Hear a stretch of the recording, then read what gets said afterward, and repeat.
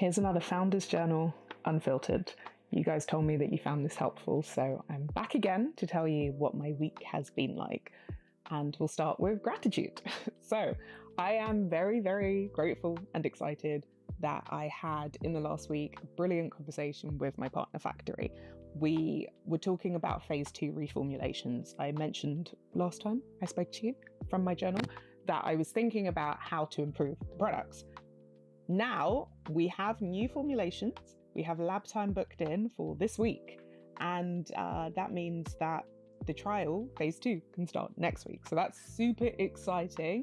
And I'm feeling confident that this time I'll get the 9 out of 10 minimum rating that I need to move forward. But the launch has been delayed. So let's talk challenges. In terms of challenges, I was planning to launch Q1 next year, so early 2026. And it looks like that has been pushed a little bit. However, it might be a good thing. It might actually be something to fit in the gratitude category.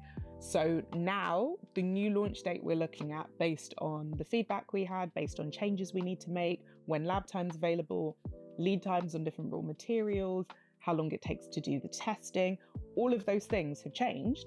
And now, because of those changes, it looks like launch could be May 2026. So very different from the kind of Feb-March plan I had. And it means that a lot of my launch ideas have to change. It's a different season, it's a different time. It also means that now I've got clarity, and I love a bit of clarity. So I have clarity, and I know that I have about 7 months before launch. So we've got 7 months to go. That sounds like a long time, but I work in OKRs, and those are objectives, key results. If you don't know what those are, check out the video, I'll put it in the description box below. With OKRs, you work in 3-month cycles. So you do them every quarter, which means you do 4 OKR cycles a year. And doing those 4 cycles helps you to think about what is realistic, what can actually be achieved in that kind of time frame. So now I'm looking at it and I'm thinking 7 months? There's a lot that I need to do. I've got a lot to do in the OKRs for this quarter, and it means I've got 2.5 OKR cycles before launch, which is okay. It's just, I don't know, I thought I had more time. And I think this can be common with founders that, you know, we underestimate what we can do in a year and overestimate what we can do in a day or in a week or in a month.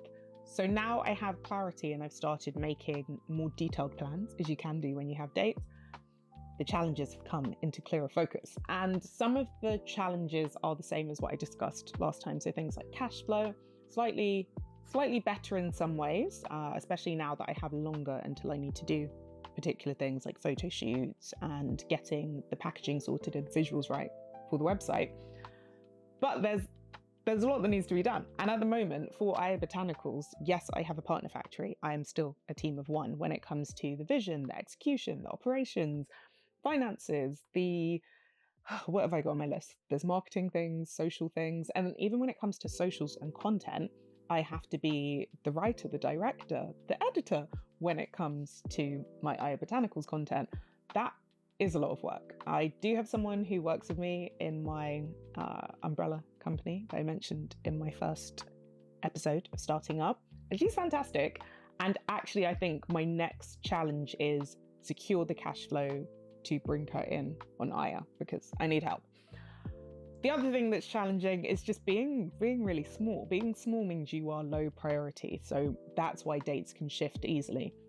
If I'm dealing with suppliers and they have only so much raw material and I want some and L'Oreal wants some, you can guess who's going to get it first. So that means that even though I have these dates clearer and I know that, okay, I've got 7 months, it could move again, but I hope it won't. It's looking pretty good. It looks like it will be 7 months at worst. That's the worst case scenario, but I'm just going to roll with it and make it. We're launching in May 2026, but it feels exciting and strange to actually say that out loud. But yeah, May 2026 will be when Aya Botanicals launches. So let's talk about lessons. With running the trial, I have basically been doing customer service and going back and forth with the people who are on the trial. And it's reminded me how much I love customer service, but also how much it's very time consuming. And in my first startup, I had loads of automations around customer service, but I also hired lots of actual humans to talk to customers, because I think we're all sick of having AI chatbots respond to us. We want to talk to actual people who understand our concerns. So it's reminded me of how important that customer segment, that customer piece of the business is, and making sure that customers can trust you, that they can trust that they'll have a good experience, that they'll be able to speak to real people. And I have spent a lot of time looking at spreadsheets and thinking about the unit economics, thinking about, okay, if I'm going to sell the product for X amount and I'm going to pay Y amount to make it, the gap between is not just my profit, it's also my operating room. So all your operations have to be funded from the gap between what you pay for the product and what your customer pays for it. And I just had my pricing in, and it's good. It's better than I thought it would be. And again, this reality is hitting. Now I have the actual numbers. I'm not working on hypotheticals. I'm looking at my spreadsheets and I'm thinking, okay, let's say hypothetically it costs me £5 to make a bottle of shampoo and I sell it for £20. It looks like, wow, there's a big gap. That's £15. That's £15 of profit, but it's not, because out of that £15, I have to pay for my website hosting. I have to pay for the marketing that got that customer to find out about the product. I have to pay for the customer service, which is a big cost if you're working with humans. I have to pay for the storage for the products. I have to pay for so many things you don't think about that aren't just postage and packaging or just the cost of making the products. And so many businesses fail because they don't think about all of the hidden costs. They don't think about all the costs that go into making a product, and they try to compete on price. So in my case, I'm going to have very sensible unit economics where customers are paying a good, healthy amount for the products that reflects the quality, that reflects the, standard of raw materials in there and the ethics of the company, but also allows me to offer really excellent customer service, because ultimately it's going to be about brand, and my brand is all about trust. It needs to be a place that customers feel super comfortable. So yeah, as a second-time founder, I start off with a lot of trust and goodwill. So all the conversations I'm having with customers, even with people who are, angel investors or VCs, they're saying, well, even if you're not raising now, come and speak to me when you do. And they are confident that when the time comes to actually get these products out on the market, they will be fantastic. I'm confident in that. I have no concern that I'm going to kind of let anyone down or it's too much pressure. I'm actually excited to show people the products. And I knew people would love it when they tried them, and they did, which is great. I just want them to love them even more.